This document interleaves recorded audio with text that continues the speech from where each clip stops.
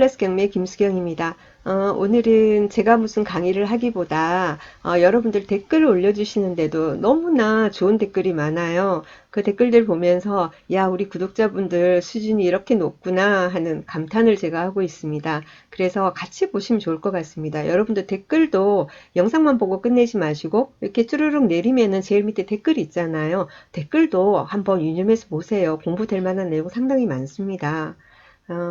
한번 같이 한번 보도록 하겠습니다. 여기 보시는 정기현님 댓글 같은 경우에는 제가 어제 영상으로 올려드렸고요. 그리고 또 뭐냐면은 여기 내려가서 잘 될 거야 님, 잘 될 거야 님, 잘 될 거야. 예, 너무 좋아요. 닉네임 잘 될 거야. 지분 경매 매력적입니다. 명품을 무이자로 사는 느낌입니다. 소장님 질문이요. 첫 번째, 공유자가 낙찰 들어오는 것을 사전에 알 수 있는지요? 공지가 되는지 아니면은 직접 조사를 해야 하는지. 알 수 있다면 저는 입찰할 필요가 없겠지요. 음, 그런 말이 쭉 있습니다. 제가 최고가로 낙찰이 되었어도 공유자 계십니까? 저요 매수할게요 해버리면 저는 보증금만 받고 집에 가는 건가요? 예, 집에 가는 겁니다. 지분 경매라는 것은 어떤 한 물건을 여러 사람이 공동 소유로 가지고 있는 거죠. 그죠? 보통 왜 가장 대표적인 케이스는 부부 공동 명의로 해서 아파트를 가지고 있다든가 아니면은 부모님이 돌아가시면서 자녀 배우자와 뭐 자녀에게 뭐 상속이 됐다라든지 해서 여러 사람이 뭐 지분 몇 분의 1, 몇 분의 1 이런 식으로 되어 있습니다. 그렇게 있는데 그중 한 사람이 어떤 경제적으로 좀 안 좋아진다고 해서 그 사람의 어떤 지분만이 경매가 나오는 경우가 있습니다. 자, 그런 경우에 그럼 나머지 공유자들 그 사람들이 무슨 죄예요? 그죠? 예, 그러니까 법에서는 뭐냐면 그 사람들 나머지 죄 없는 뭡니까? 공유자들한테 우선권을 주는 거예요. 그래서 경매가 진행이 될 때 당신네들이 하려면 하라는 거예요. 우선 매수 신청을 하면 당신들을 우선권을 주겠다. 당신들한테 우선적으로 낙찰을 해주겠다. 이렇게 돼 있습니다. 그래서 공유자 우선 매수라고 합니다. 채권자 매수 신청이란 거 있는데 그거하고는 별개예요. 네, 지분 경매에 있어서 공유자 우선 매수 신청권이 있습니다. 그래서 그럼 공유자는 그러면은 입찰 우리는 경매 같은 경우에 정해진 날짜에 정해진 시간에 가서 입찰에 참가하지 않습니까? 그럼 그때 와도 되고요. 공유자들은 그 전에 미리 신청을 해도 됩니다. 그 전에 미리 신청을 했는데 아무도 입찰을 안 하지 않습니까? 그러면 그 회차의 입찰 최저가로 공유자들이 가져가는 겁니다. 그렇게 되고 또 뭐냐면은 근데 안 하고 있다가 왔어요. 입찰 기일에 왔어요. 누가 받아가면 어떡하나 하고 돈 들고 옵니다. 그래서 여러 사람이 이제 입찰해서 누가 이제 금액이 쭈르륵 나오잖아요. 그럼 그 중에 1등한 사람 그 금액으로 그러면은 공유자가 가져갑니다. 집행관님이 발표할 때 어쩌고 저쩌고 1등이 누구 뭐라고 하고 나서 공유자 우선 매수 하시겠습니까? 그래요. 그러면은 예 하고 나가는 사람들이 있습니다. 예, 그렇게 되고요. 그런데 그 공유자가 예를 들면은 예, 뭐 한 사람이 아니고 예를 들면은 세 사람 뭐 간략하게 세 사람이서 이제 공동 소유를 하고 있는데 3분의 1, 한 사람께 나온 거예요. 그래서 이제 그 둘 중에 한 사람이 하는 게 아니고 둘 다 예를 들면 둘 다 나도 할래요 하고 둘 다 나오잖아요. 그러면 어떻게 됩니까? 가위바위보 합니까? 그건 아니고요. 그 사람들의 지분만큼씩 그 사람들 또 반반씩 그 지분 비율만큼씩 나눠 가지게 돼요. 3분의 1, 3분의 1, 3분의 1에서 3분의 1이 나왔다. 그럼 나머지 두 사람도 3분의 1씩 가지고 있었다. 근데 그 두 사람 다 공유자 우선 매수 신청을 했다. 그러면은 뭐냐면은 이 물건에 대해서도 똑같이 반씩 나눠 가지는 거예요. 그러면은 6분의 1씩 더 가지게 되는 거겠죠. 그러면 나머지 두 사람은 결국은 이제는 2분의 1 지분, 2분의 1, 2분의 1 가진 지분권자가 또 되는 거죠. 이런 식으로 가게 되는 겁니다. 그렇게 되고요. 그러면 그 지분 경매해서 뭐예요? 뭐 얼마 되지도 않는 거 아니 부분만 해서 활용할 수도 없는데 그 집에 들어가서 내가 살 수도 없고 뭐 땅도 그렇다던데 제대로 활용하기도 힘든데 조그만 거 가지고는 어떻게 해요? 그러면은 그 지분 경매를 해가지고는 돈 벌 수 있는 방법은 뭐 여러 가지 방법들이 있습니다. 그 방법에 대해서는 제가 지분 경매 해가지고는 올려놓은 영상들이 있습니다. 한번 보시기 바랍니다. 제 강의는 아주 초급을 대상으로 만든 게 아닙니다. 그래서 책이나 기타 이제 영상 초급 강의를 보신 분들이 한번 처음부터 제가 백몇십 개를 이제 올려놨습니다. 하루에 하나씩 올리다 보니까 쭉 보다 보면 뭐 재미없는 것도 있겠지만은 뭐 재미로 공부하는 건 아니고요. 예, 그래서 도움될 만한 뭐 이렇게 중급 정도의 수준 수준은 충분히. 그래서 여러분이 일반 물건, 그러니까 아주 복잡한 상권 말고는 이렇게 하는 데 있어서 권리 분석에는 사고 없이 될 수 있는 그런 공부는 되실 겁니다. 꼭 좀 보시기 바랍니다. 그래서 지분 경매를 활용해서 돈을 버는 방법에 대해서도 올려놨습니다. 꼭 한번 보시기 바랍니다. 그리고요, 그 다음에 영롱이님, 영롱이님도 참 멋져요. 멋진 댓글 달아놨어요. 얼마 전에 어떤 영상이 올라갔냐면, 여기 경매 초보 탈출 29강이네요. 29강 내용에, 저기, 유동화 전문회사, 이런 데서 보통, 왜, 경매에서의 채권이 있잖아요. 채권이 처음에는 뭐, 은행이나, 그죠? 일반 1금융기관이나, 아니면은 새마을금고나 뭐나, 뭐, 이런 데 여러 가지 있던 게, 나중에는 양도되고 양도돼가지고 유동화 전문회사로 가 있는 경우들이 있어요. 그죠? 아니 뭐 대부회사 이런 데도 가 있고 한데요.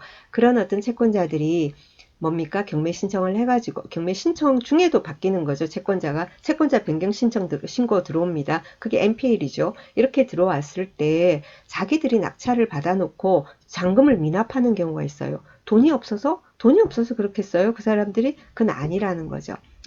저 과정에 대해서 제가 대놓고 말은 안 했는데 영롱이님이 딱 이렇게 해놨더라고요. 뭐 초보 아니십니다. 고수를 향해서 가고 계십니다.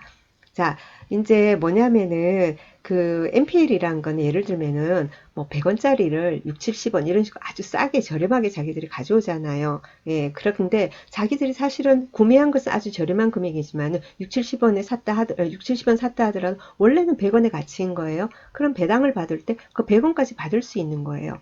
자, 그랬을 때 경매가 계속 오랫동안 진행이 돼야지 이자가 많이 불어나잖아요. 연체 이자율. 연체 이자는 비싸지 않습니까? 그렇게 해서 막 불어나서 자기들이 돈을 많이 챙길 수 있거든요. 근데 경매가 빨리 끝나면 이자가 얼마 안 되는 거예요. 그래서 길게 가길 원해요. 그래서 경매 진행 도중에 막 연기 신청을 해요. 채권자 연기 신청하거든요. 그러면은 계속 길게 가져가기 위해서 한없이 연기 신청을 하면 경매가 진행이 되겠습니까? 그러니까 법원에서 채권자 연기 신청은 2번으로 제한을 하고 있습니다. 두 번을 하고 그래도 자기들이 더 길게 가져가고 싶은 거예요. 그런 경우에 낙찰을 받고 일부러 미납을 하는 거죠. 그러면은 다음 재경매까지 또 시간이 길어지지 않습니까? 그랬을 경우에 다음에 다른 사람이 나중에 낙찰을 받지 않습니까? 그러면 뭐 다른 사람 안 들어가면 나중에 자기들이 또 받아도 되고요.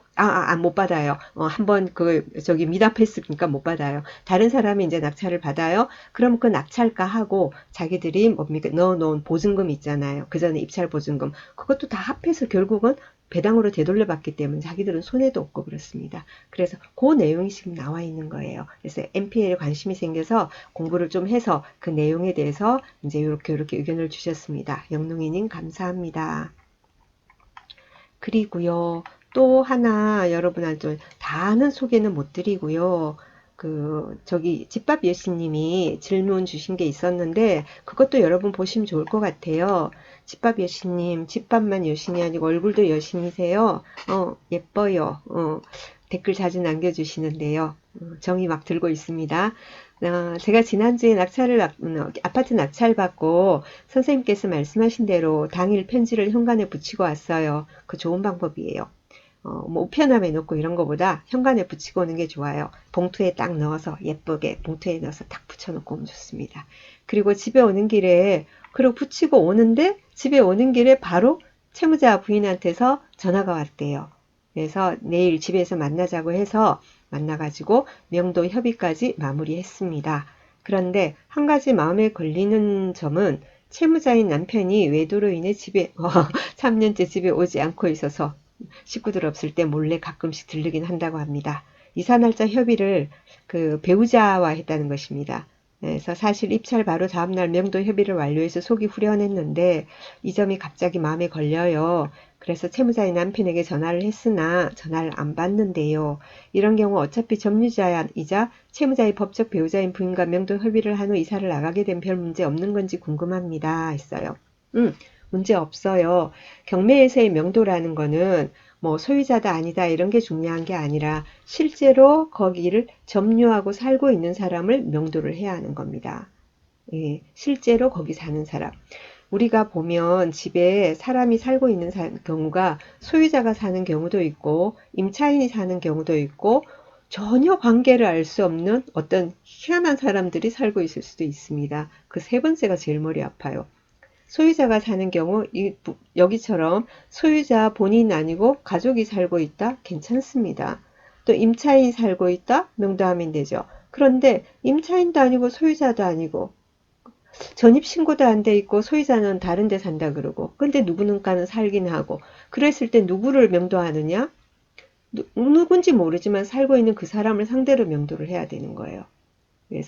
그래서 지금 집밥 여신님이 하신 그 명도에 대해서는 전혀 문제가 없습니다. 예, 걱정 안 하셔도 됩니다. 그리고요, 또 뭐냐면은 어떤 게 나왔냐면 KJ님 전자입찰 가능하다고 들었는데 사실 진짠가요? 그리고 낙찰자가 포기하고 용어를 모르겠네요. 2등도 신청하지 않았으면 3등, 4등 이렇게 신청해도 되나요? 음, 질문을 이렇게 답을 보고 제가 질문을 유출을 했습니다. 공매는 전자입찰, 경매는 해당 법원으로 가야 합니다. 전자입찰이라 말을 이제 들으셨나 봐요. 전자입찰 온비드 그죠? 온비드 공매는 여러분이 인터넷 그저 되는 데서 어디서든지 전자입찰이 가능합니다. 근데 경매는 해당 법원으로 정해진 날짜에 시간 맞춰 가야 합니다. 그리고 그 다음에 2등, 3등, 4등 이런 거 보니까 차순위 신고 말씀인가요? 제가 그랬어요. 그러신가 봐요. 음, 우리가 보면은 경매 여러분이 가서 보면은 집행관님 뭐라 그래요? 발표 다 하고 나서 차순위 신고하시겠습니까? 라고 얘기를 합니다. 자, 그랬을 때 차순위 신고가 뭔가에 대해서 안내 드리겠습니다. 차순위 신고라는 것은 1등한 사람, 최고가 매수 신고한 사람이 잔금 납부를 하지 않았을 때 내가 차순위 신고를 해놓으면은 나한테 이제 경매를 다시 진행하지 않고 재경매를 하지 않고 차순위 신고한 사람한테 그대로 매각 허가를 해주는 그런 제도가 있습니다. 자, 그러면은 2등이 무조건 차순위 신고를 합니까? 하면 2등이건 3등이건 4등이건 그게 중요한 게 아니라 차순위 매수 신고를 할 수 있는 금액 기준이 있습니다. 그 금액 기준은 뭐냐면은 1등 금액, 최고가 매수 금액 있지 않습니까? 1등 금액 빼기 입찰 보증 금액. 그 금액보다 내 입찰가가 높아야지 차순위 신고가 가능합니다. 내가 아무리 2등이라도 입찰 못하는 경우도 많아요. 예를 들면 얼마 전에 저희 입찰해가지고는 3등 한 거 있습니다. 자, 거기 같은 경우에는 2등이 2억 4,700인가 그렇고요. 3등, 우린 3등이고 1등 한 그분이 원래는 2억 3,160을 쓰고 싶은 것 같은데 3억 3,160을 쓴 거예요. 그러면은 3억 3,160에서 입찰 보증금 1,750만 원 빼봤자 어떻게 됩니까? 3천 몇백만 원이잖아요. 그럼 2등인 2억 4,700원 차순위 신고를 할 수 없는 겁니다. 아시겠죠? 1등 금액 빼기 입찰 보증 금액 이렇게 해보니까 그게 그 금액보다 내가 높으면 돼요.